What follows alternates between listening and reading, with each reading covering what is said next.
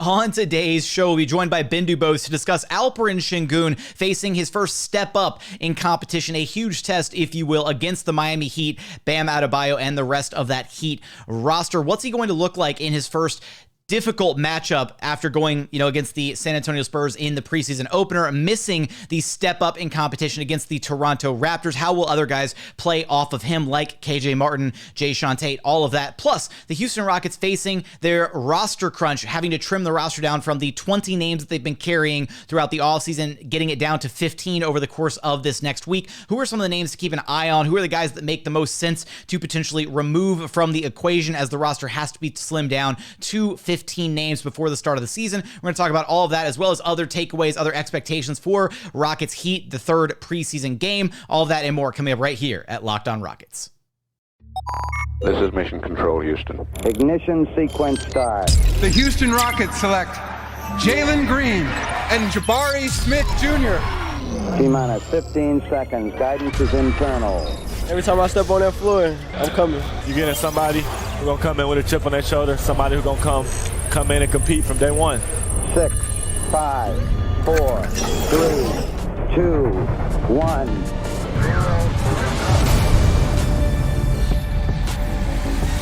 What's up, and welcome to another edition of Locked On Rockets, your daily podcast home for everything Houston Rockets basketball. As always, I'm your host, Jackson Gatlin, native Houstonian and credentialed media member. I'm also the host of Locked On NBA Mondays, host of the State of the Rockets podcast, as well as Rockets Watch. Be sure to follow along on Twitter at JT Gatlin, and the show, of course, at Locked On Rockets. We are free and available on every single podcast platform, including YouTube. Joining us now is the podfather himself, Rockets Wire editor DuBose, who is also, drum roll if you will, which I'm going to do the drum roll because the last drum roll we got on this episode was terrible. We're going to do a drum roll. Your new second weekly co-host for Locked On Rockets, which means every single week you will get one episode with Ali Kambijani and myself, and then one episode with the podfather, DuBose. Kicking off your week strong, Ben. It's one I'm excited to have you back on board on a weekly basis. When I first took over LOR from you, you were still really attached to the show. You were for a long, long time after that. And then, we just got into a period where our schedules, weren't super aligned. But it's going to be a ton of fun to have you, as part of the show weekly moving forward. Yeah, absolutely. I'm thrilled to do it. Obviously, I have a very long-term connection with this show, and if I'm going to do this on a weekly basis, there's no better place than right here where it all started. All right. Well, with that, I think the biggest kind of storyline that I want to talk about here to get us started going into Rockets versus Heat is actually Alperen Sengun. I'm very curious to see how this game plays out for him, even though it's a preseason game. Seeing him match up with Bam Adebayo, who's arguably top 5, maybe top 3 center in the league, depending on who you ask, if you value defense versus offense, whatever. But that in and of itself is a really interesting matchup. And then secondarily to that is the Omer Yurtseven matchup as well. Two of the premier Turkish players in the league, if you will, between Alperen Sengun and Yurtseven. And they didn't actually get to play against each other, or play with each other, I should say, for the Turkish national team in Eurobasket over the summer. And that was actually a bit of a kind of hot topic amongst Turkish basketball fans, who were really upset with Yurtseven for choosing to stay, stateside and work on his game in the offseason instead of coming back for the Turkish national team. So I wonder if maybe Alperen Sengun feels some kind of way about that as well. And, if there's maybe, I don't want to say bad blood there. He called him his brother in the practice interview. So I know he's looking forward to playing against him, but I just think that's a really unique set of matchups at the 5 spot that Alpy's going to face. Yeah, for sure. And I think it really dovetails with the broader test for the team as a whole, because when you look at game 1 and game 2, game 1, yeah, they won by 38, but let's be honest, the Spurs are terrible. The Rockets just out-talented them. And then the theme was going into game 2, okay, you're going to take up a step up in weight class going from the Spurs to the Raptors. And obviously the team as a whole met that challenge. They won by 16. Jalen Green, Tari Eason played very well. But then you had 3 starters, be it Alperen Sengun, Eric Gordon, and Jabari Smith, that weren't out there. And of those 3, Jabari and Eric are not coming back. So Alp is the only guy that is going to be back. So really, he is the one guy, I agree with you, even before we go into Bam Adebayo, Sengun is the one that's facing sort of the step up in weight class in ways that his teammates already did with the Toronto game. So there is more for Sengun to prove just doing it against a team that's not the Spurs. He hasn't done that yet. And then when you look at going up against Bam and the types of physical bigs that the Heat always have, just a deep stable of them, as you were mentioning, yeah, it's a big challenge, because what struck me after that opener against the Spurs, and we talked about this ourselves, was just how much of the Rockets offense was running through Sengun. It wasn't just the plays he was making. It was just the fact that everything, it felt like when he was on the floor, even with KPJ and Jalen Green out there at the same time, it really felt like the option number one was through Alp, be it in the low block, be it the high post, be it kicking to shooters or Jabari diving to the rim for a dunk. Alp was the guy that was initiating the offense. And the obvious caveat to all of it is, well, it's the Spurs. Now you get to see, I don't know if it's so much the one-on-one matchup, because Jakob Poeltl is a pretty good defender in terms of what the Spurs could offer one-on-one against Sengun. But I do think that the Heat overall, assuming that the majority of the regulars play, and I suspect they will because we're only about a week out until the regular season now, then that is going to be a much bigger challenge as far as just overall, can you run your offense through Sengun? I think he had 5 turnovers that first preseason game. So can he be efficient? Can he make his reads even more quickly against a veteran dialed-in defense with Eric Spoelstra, perhaps the best coach in the NBA? I think he leads that GM poll every year, and I believe he did this year as well. It's going to be a step up for him because he did have the turnover issues against the Spurs to begin with, and now going up against, again, it's not just so much the one-on-one matchups, but it's really just the overall team structure of the Heat. How does he look? Because he's the one guy that's going to be returning that you didn't really get a look at against the Raptors on Friday. The others, either you did, or in the case of Jabari or NEG, they're not going to be back. So how does Sengun hold up, not just one-on-one, but in terms of the processing of his reads against a really elite coaching staff and a veteran-laden defense? I'm right there with you. That, to me, is the biggest question, because a lot of the other questions, not going to say they were answered on Friday, but we at least saw what the Rockets are trying to do. Whereas with Sengun, this is going to be his first time out there against a competent opponent. And I think, too, one of the other angles of him now being in the starting lineup, for this third preseason game, is we saw the starting lineup that featured Jae'Sean Tate and KJ Martin against the Toronto Raptors. And that was a bit of a shot. KJ was, had a solid first preseason game, but to throw him into the starting lineup, to go from where we were in the offseason to, KJ's going to get traded and he doesn't want to be here and his dad's unhappy and all this, to, hey, he's starting games for the Rockets because they're missing, key starters.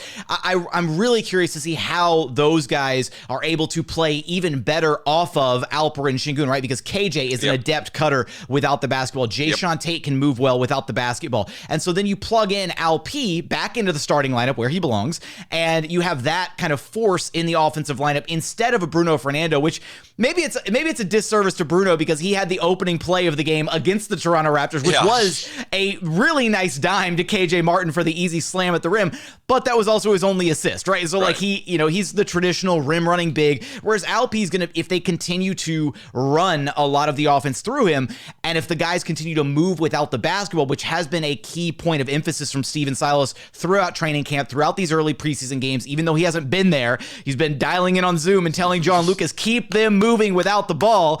That's going to be really interesting to watch and see, and hopefully, right, we could be looking at a game with Alp if things go well, right, 4 or 5 plus assists in this one.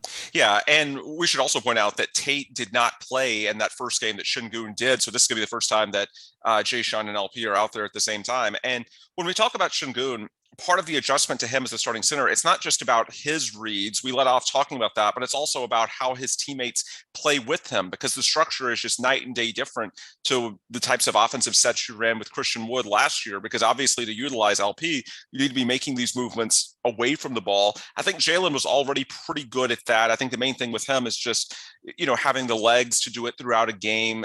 John Lucas mentioned this weekend they got a little bit tired. Jalen, that is, as Friday's game moved along. So hopefully his conditioning is up. For KPJ, it's more of an adjustment because he was not really an off-ball mover last year very much. Of course, he was a primary initiator, and there wasn't really a Sengun type that played a lot of minutes in the front court. Obviously, Sengun did, but we're talking 16, 18 minutes off the bench back then. So it is going to be an adjustment. And I do like the fact that if you have Jalen, who's clearly a willing off-ball mover, and then we know what Tate and KJ are willing to do on that front, and I assume that they're going to be the starters since Eric is going to be out again, that it makes it all the more difficult for a guy like KPJ not to buy in if everybody else on the court is making those types of cuts, making those types of off-ball reads. And, maybe it's not fair to say that he's unwilling. It's just an adjustment. It's getting used to a different style of ball. And I think just as much as Sengun needs the reps personally, I think his teammates that are now playing with him, especially those starters, the guys like KPJ, Jalen, and Jae'Sean, they need those just to get into more of a rhythm. That's why I was a little bit unfortunate that LP missed a game, but he's back. And I think moving forward, again, it's not just about what Sengun does by himself, but it's a good opportunity for the guys alongside him in that starting group to get used to the way they need to play without the ball to optimize LP. And hopefully having guys like Tate, KJ, and Jalen all out there makes it all the easier for KPJ to fall in line and do what he needs to do as well. We've talked about the couple of guys who are going to be missing this game. Unfortunately, again, Jabari Smith Jr. and Eric Gordon unavailable. We're going to talk about what the implications are of Eric Gordon missing a pair of back-to-back games early in the preseason. We're going to get there in just one moment after a quick message from our friends over at LinkedIn. These days, every new potential hire can feel like a high-stakes wager for your small business. You want to be 100% certain that you have access to the best qualified candidates available. That's why you have to check out LinkedIn Jobs. LinkedIn Jobs helps find the right people for your team faster and for free. It is so easy to create a free job post on LinkedIn Jobs. Then, all you do is add your job and the purple hashtag hiring frame to your LinkedIn profile to spread the word that you are hiring. Simple tools like screening questions make it so easy to focus on candidates with just the right skills and experience so you can quickly prioritize who you'd like to interview and who you'd like to hire. It's why small businesses rate LinkedIn Jobs #1 in delivering quality hires versus leading competitors. LinkedIn Jobs help you find qualified candidates you want to talk to faster. Post your job for free at linkedin.com/lockedonnba. That's linkedin.com/lockedonnba to post your job for free. Terms and conditions apply. And continuing on here at Locked On Rockets, your daily podcast home for everything Houston Rockets basketball. Now, Ben, we know that Jabari Smith Jr. and Eric Gordon are going to be missing their second preseason game apiece this time around, but for very different reasons here. We'll start with Jabari just because he's the quick hitter one. We saw him moving around at Rockets open practice. No more boot on his foot, which was a good sign. Unfortunately, right, there was that picture that started circulating on social media where Jabari was wearing a walking boot, and Rockets fans were in shambles. Oh my God, the world is ending. Jabari's going to miss so. No, look, the walking boot was precautionary. This is a world-class organization that is a multi-billion-dollar organization. They are going to make sure that they give every benefit to him to heal as quickly as possible. And if that means putting even just a slightly, moderately sprained ankle in a walking boot, they will do that if it means it expedites his healing process. It's not a world-ending injury. He was out on the court shooting around at open practice. He was signing autographs. He was in good spirits, looked good. The only reason he's not playing is it's precautionary, right? It's preseason, and what they don't want to do is, even though he's 19 years old, he's a kid, he's made of rubber. You could throw him back out there right now and he'd probably be totally fine. But the last thing you want to do if you're the Rockets is throw out your number 3 overall pick and his ankle's at 85 or 90 or even 95% capacity, and he re-aggravates that injury and then goes down for an actual longer period of time, and misses the start of the regular season, what have you. So the Jabari situation, I know fans are disappointed. Selfishly, I would like to be seeing him play as well because he was so phenomenal in that first game against the Spurs. Hopefully, the optimistic timeline is that he'll be back in time for the final preseason game against the Pacers. That's kind of where I would have my eyes set if you're a Rockets fan and expecting to see him back on the floor.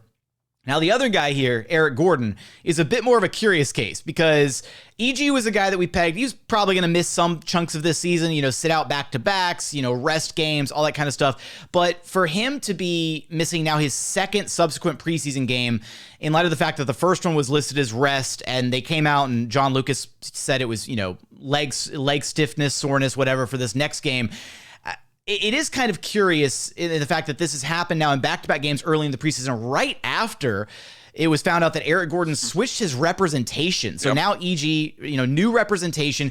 Could this potentially be the start of Eric Gordon kind of searching for maybe a new chapter in his playing career? It does make me at least a little bit curious, because we didn't hear anything until the day before Friday's game about Gordon having any issues with, I believe Lucas called it this weekend, some leg stiffness. It just got released the day before as rest, which is a little bit odd because it was just the second preseason game and there was 4 days off in between them and they're at home. So it always struck me as a little bit curious, but whatever. It's October. He's a veteran. Didn't really think much of it. And then post game, we talked about having Eric potentially back on Monday. And then, of course, it turns out that he's not back. Now they're calling it leg stiffness.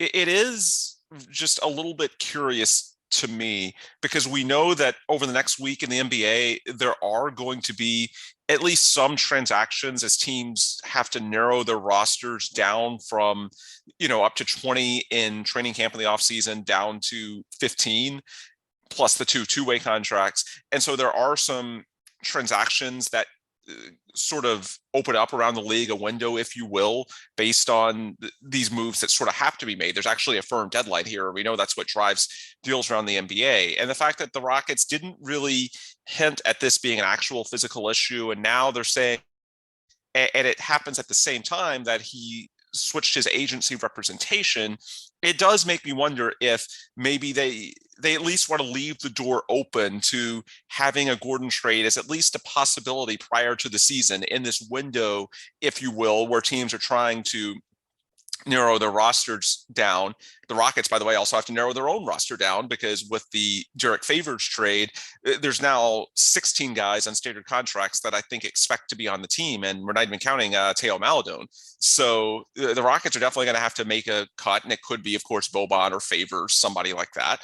But they could also, make a trade of, say, Eric Gordon or Garrison Matthews for a future draft asset, something like that, and free up a roster spot that way. There's a lot of ways you can do it. I don't think that anything is cooking or anything close, but it does make me wonder if maybe the Rockets want to at least make sure that they have the possibility. And of course, if you want to at least explore it, then it makes sense that you want Eric Gordon to be healthy, and there's no reason to risk injury in games that really don't matter. And it's not like you really need to evaluate Eric. He is who he is.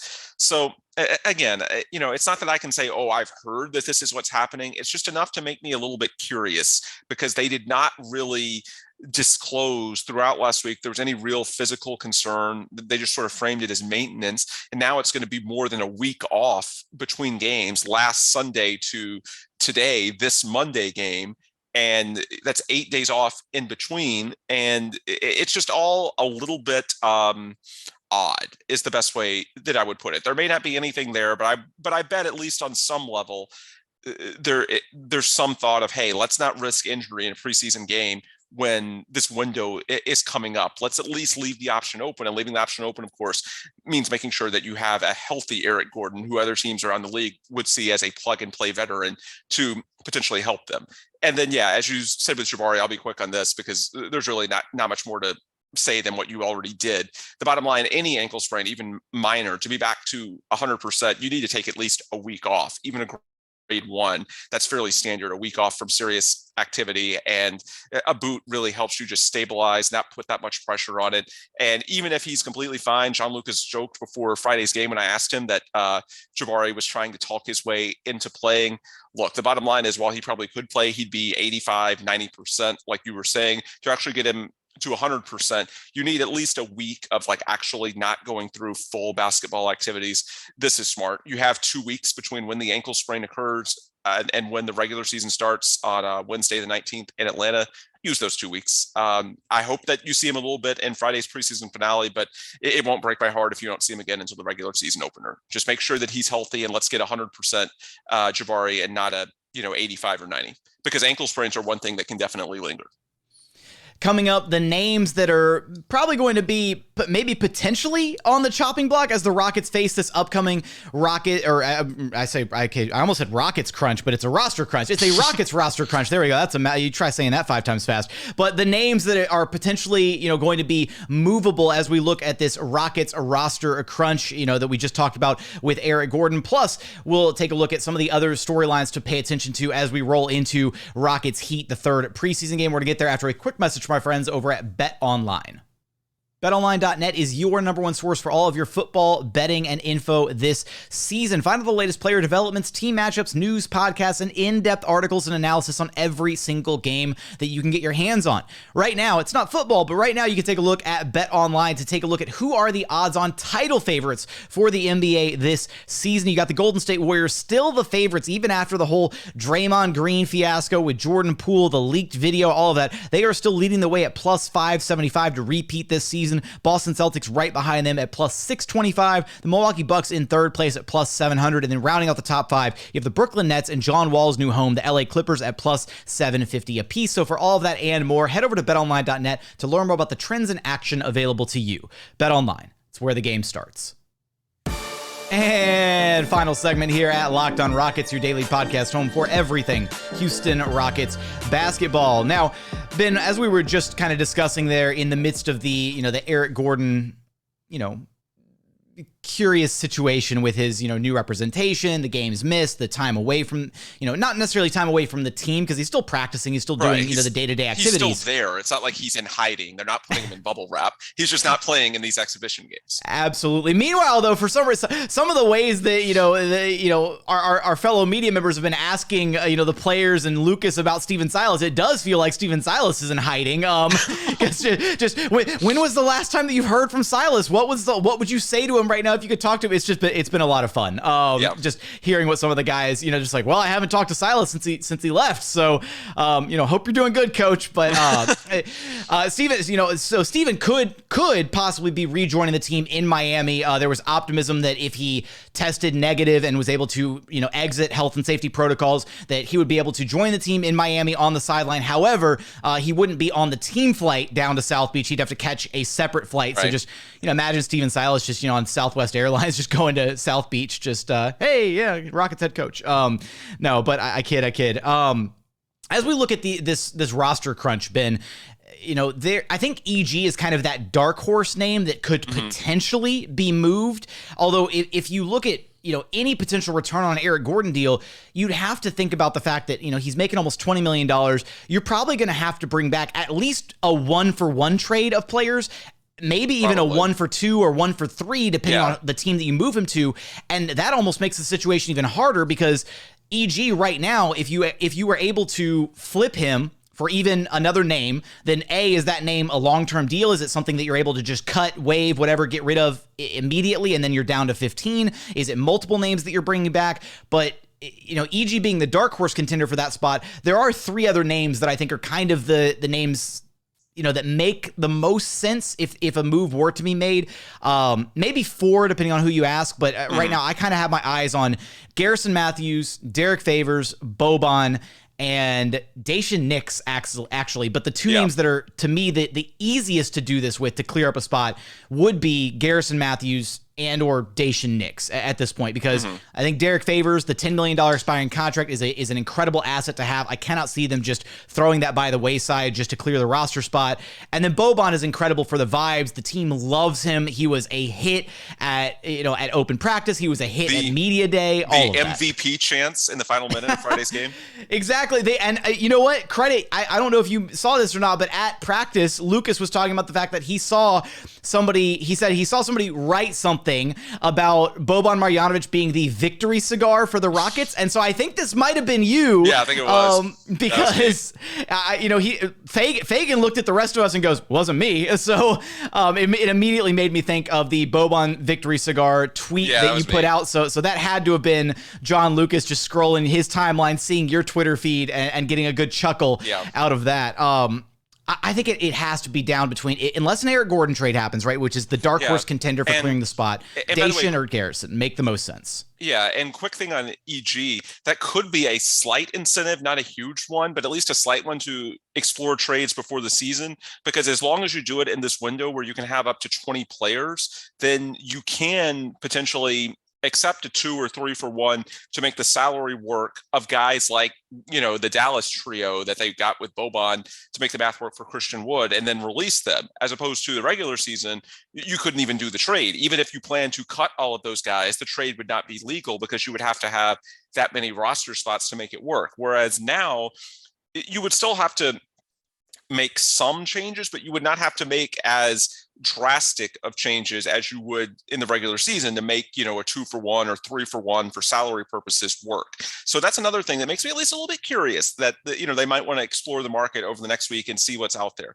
Which it's worth noting the Rockets are currently at the cap of 20 because they just recently signed Willie Cauley-Stein, the signing that was rumored much earlier in the offseason. And finally they went through it, that although they basically just signed him for his G League rights. G League so rights. Waived in a couple of days. Yeah. Yeah. And then if you pencil in, Teo Maledon and Mo Harkless as two other guys that are going to be waived, that would bring them back down to 17 names, potentially. Well, and then you've got Trevor Hudgens, who's on a two-way, so he won't count towards the 15 cap in the regular season, but he does count towards the 20 cap here, during the offseason. Yeah. So there's some gymnastics to be done here with how to balance this roster out. Yeah.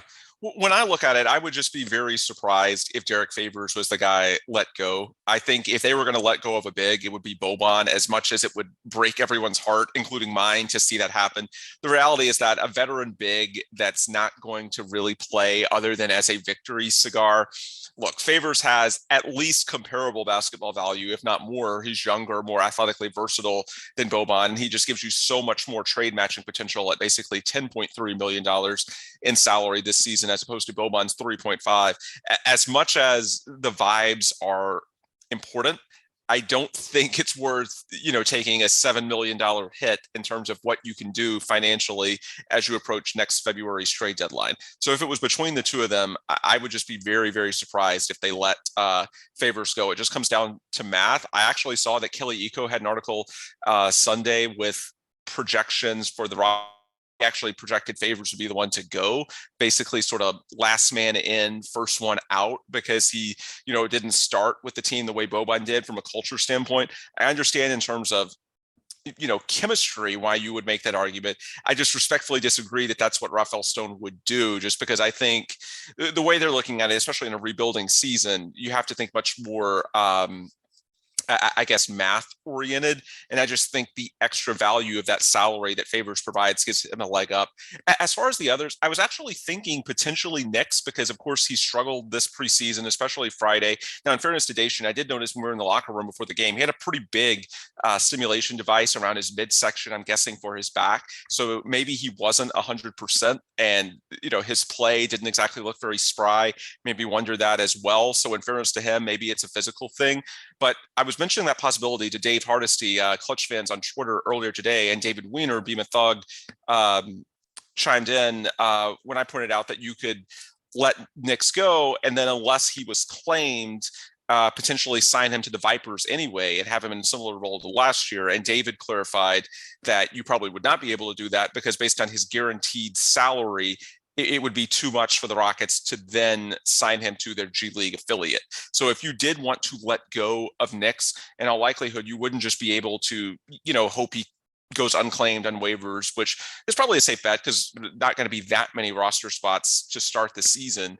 And, then sign him to your G League affiliate. No, you probably couldn't put him with the Vipers either. You'd be outright losing him. So even though you can make the argument for Ty over Knicks, they might even more err on the side of keeping Knicks, since it's not like you really have the G League option if you waive him based on his guaranteed salary. The one thing I will say, that's another small thing I think you can tell from the Miami and Indiana games this week. Ty, we all talk about being optimistic on Ty, but the reality is that he hasn't really played very much in either of the first two preseason games, especially with the regulars, potential rotation players. So if the Rockets are at least considering making Ty or perhaps Teo Maledon as well, basically someone other than Daishen Nix, your primary backup point guard, that I can't imagine them just sort of cutting Knicks go and without playing any of these guys with the rotation guys in the preseason, just saying a couple days before the season, oh, by the way, you're our backup point guard, you're going to be in the rotation. No, if they're going to consider that, my bet is that at least one of Ty and Maledon gets some run with the regulars this week. Not major run, at least like a, 8 to 10 minute burst, maybe 4 to 5 minutes a half in the early second, early fourth quarter, something like that, where you're playing with other rotation guys. So I think whether they're considering Knicks as a roster crunch option. You might see that a little bit this week just based on the rotations, because if they're considering it, again, I can't see the Rockets just doing it abruptly. You would have to do something in these preseason games to at least somewhat evaluate, these other guys to see how they're going to perform, and or at least get their other rotation players used to playing with those guys in a real game setting. But yeah, I think the Matthews thing, to me, that makes a lot of sense. I mean, the Eric Gordon thing is sort of pie in the sky. You never know when the right time is going to be for that. And probably that makes more sense closer to the deadline, just based on the nature of guys with similar skill sets, the veteran upgrades to a contender. You may have more of a market as injuries happen during the season too. I think, in a perfect world, could you consider that now? Yes. But I think more reasonably, you could potentially offload Matthews for, a protected second round pick asset, something like that. There's got to be a contender that needs shooting. Clearly, the Rockets are trying to give those minutes at the 3 to KJ Martin and not Garrison, as long as KJ's shooting is legitimate. And that, to this point, it's looked pretty solid. The Rockets clearly trust KJ. There doesn't seem to be a role for Gary. And so that, to me, is the cleanest fit that you can create a roster spot. And I also think, the Rockets are going to have like an open two-way spot the same way they claimed Gary last year. And shooting is probably a skill that I do think that you can claim. That's something that, they have a lot of high upside guys when we talk about athleticism, defenders. Obviously, they have a ton of big men. So my guess is that if they're trying to use their position when the roster crunch deadline gets here at the front of the waiver line, the way they did last year, there's a good shot that they would look at a shooter anyway, because that's a potential area of need on this team. It's also something that really wouldn't be a ton of overlap with the guys they're trying to develop already. So in terms of, I've seen some people saying, well, could you really let Gary go because you don't know until the regular season? Are you really going to potentially need that spacing to make some of your bench units functional? Well, I think there's a decent shot that by being at the top of the waiver line, because again, the Rockets did have the worst record last season, so they're going to be at the front of that line, then you could get potentially a Gary Bird light, if you will. I know that sort of sounds harsh because, we love Gary, but I do think you could use your position to get sort of a Gary Bird light. And then if you could sort of offload him to get any sort of pick asset, then to me, that makes a lot of sense. I would put that at the front of the line. Maybe number 2, a close number 2 would be Boban, as much as that would hurt. And then I would say, option 3 would probably be either, I would consider something off the wall, like an Eric Gordon trade. Maybe they do let Favors go because he was the last one in, or maybe they just give up on Knicks altogether, because again, you wouldn't be able to sign Knicks to the Vipers, according to what David Weiner was saying on Twitter earlier. I would say those, while not impossible, those are sort of the least likely. For me, the more likely would be either Gary or Boban. Yeah, Garrison Matthews, in my head, like all signs are pointing towards him as being the most seamless fit, as far as just 29 other teams in the league would love to have his shooting, even if it's just bringing him off the bench for 10 to 15 minute spurts. A team like the Lakers could desperately use his shooting, right? You just put him next to LeBron and AD, and he'd be able to feast in a role like that, at least throughout the regular season. Postseason is an entirely different question. I find myself struggling with the idea of the Rockets giving up this quickly on Jae'Sean Nix after one bad preseason game. I've been fully committed to the idea that they're going to want to see him play a significant stretch of this season, even if it's just 20, 25 games or so in a legitimate role, consistent minutes, nightly basis, all of that, because they've been incredibly high on his potential as a player. So I can't see them giving up that quickly on him. I do kind of agree with your list, except for I will say Boban is just, I can't imagine that they would roll out the red carpet for Boban at media day and involve him in so much of their promotion and marketing, and him becoming buddy with Tari and Jalen and all that, and then giving him the MC rights at open practice to do all that for Boban, and then to cut him. I feel like there's got to be some level of the front office talking to the Rockets digital marketing team, like, hey, Boban's safe, go ahead and feature him all year long, that kind of thing. I think that probably happened, but the one sort of asterisk I would put on that is that they didn't know, when a lot of those conversations were being had, that Derek Favors would be here. The fact that trade did sort of come out of left field after the start of training camp, that's the one area that I could see them saying, do we really want to have 2 roster spots for veteran bigs bigs that aren't going to play. They're basically just leader clubhouse guys who happen to, by the way, play the same position. So even if injuries happen and you actually do need these guys to fill out minutes, well, there's sort of duplicates anyway. You're not going to be able to play both of them together, although that would be kind of hilarious if you somehow tried to roll out like a massive lineup like that. But yeah, I definitely think it's more likely than not that Boban stays. It's just, I think there's at least a possibility based on the Favors thing. That's the best way I would put it.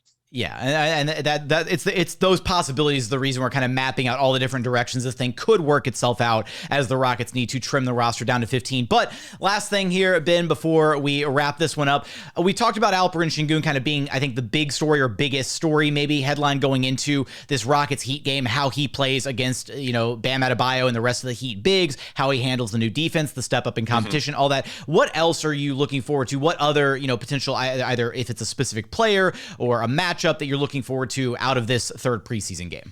I mean, for me, it's Tari Eason. He has clearly made it to where it's very difficult right now for Steven Silas and John Lucas not to play him.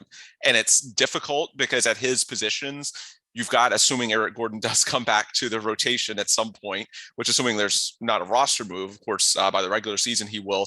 You've got Jabari Smith, you've got Jae'Sean Tate, you've got KJ Martin, you've got these guys at the 3 and 4 spots, yet Tari putting up basically like 20 and 10 type numbers in 25 minutes without even having plays run for him, just based on basically hustle plays, being in the right spots at the right times. Also just really high IQ. That part was undersold on him throughout the draft process. He made some passes, including that full court one, the outlet pass in the second half of the Toronto game.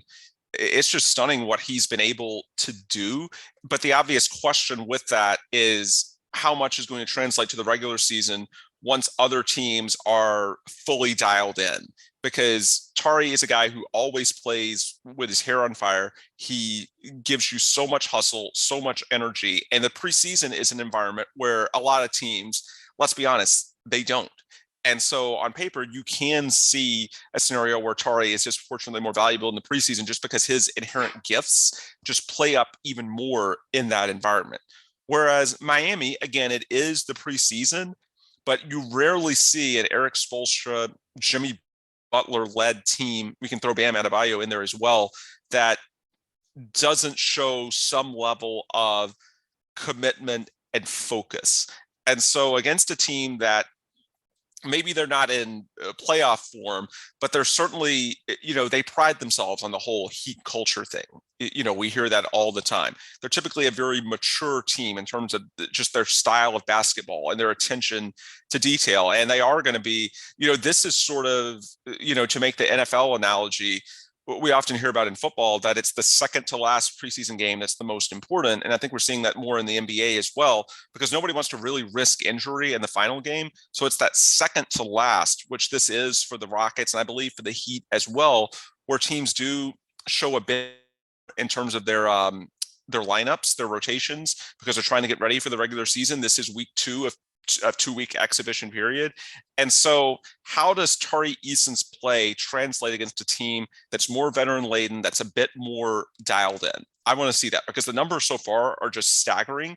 I think the environment has helped him a little bit, but if he can do much of the same against a team like the Heat, even though it's the preseason, I mean, that's, to me, if he does it a third straight game, then you're at a point where, I don't care whose minutes you're taking, be it Eric, Jae'Sean, KJ. And when I say taking, I don't mean kicking them out of the rotation altogether, just playing them, maybe, 22 instead of 28, something like that, because you've got to find a way to play Tari at least 20 minutes. If he can put up another game like the last 2 against the Heat in Miami, then I think that sort of lends credence to the argument that, hey, it's not just based on the preseason and other teams not really playing that hard and him just getting a lot of, sort of hustle plays that aren't going to be there when everybody's dialed in. If he can do the same level of production against the Heat, then yeah, that's where you really have to start buying stock in the idea that no matter whose feelings you might have to hurt a little bit by playing them less, if he does it again, you've got to basically pencil in Tari for 20, 25 minutes, even from day one in the regular season, and just deal with the consequences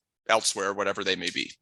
Yeah, I basically, I kind of posited at one point last week that the Jabari Smith Jr. injury may be a blessing in disguise, frankly, just in the sense that Tari's getting a chance to kind of stake his claim for, early rotation minutes, for a spot in the rotation, be it 15, 20 minutes a night, rather than being brought along slowly, which is kind of how I projected Steven Silas would kind of handle him throughout his rookie year, kind of increase the minutes in the second half of the season, that kind of thing. I'll throw in my because I've got a pair of them here that, are maybe a slightly smaller scale, because Tari is obviously another huge storyline, and his play is going to be, very interesting to watch to see if he can replicate it, like you said, a third straight time.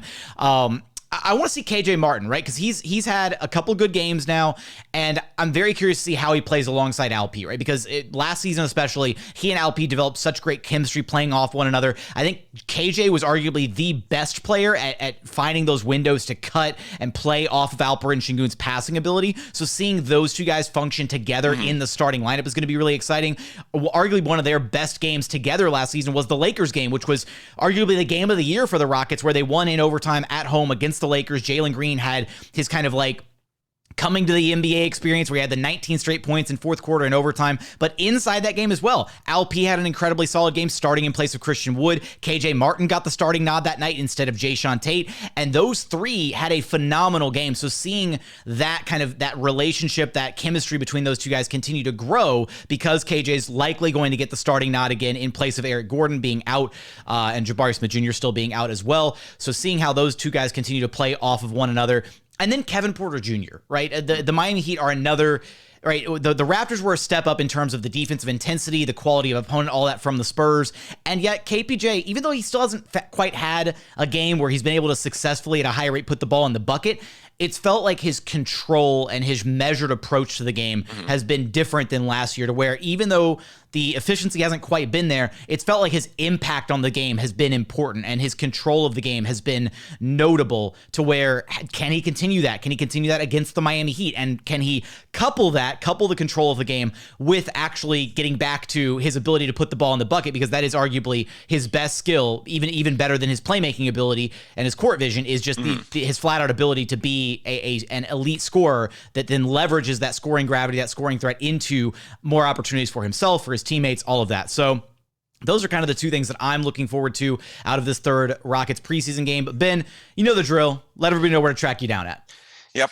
Ben DuBose on Twitter, the Rockets Wire on Twitter, rocketswire.usatoday.com for all your daily Houston Rockets coverage and news stories. You name it, we've probably got it, because between myself and Brian Bearfield, Big Star Sports on Twitter, we try really hard to put out a good product each and every day for Rockets fans. And yeah, we should have some great stuff over the next 24 to 48 hours, because I think, the one way to sort of bring this full circle to some of the points you're making really throughout the podcast, but starting off with Sengun and the huge test that he's facing.